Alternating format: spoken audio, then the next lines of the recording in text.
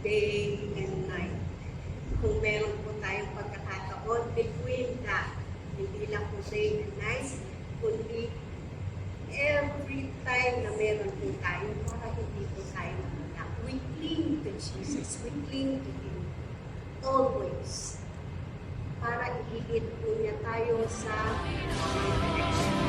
Righteous and holy.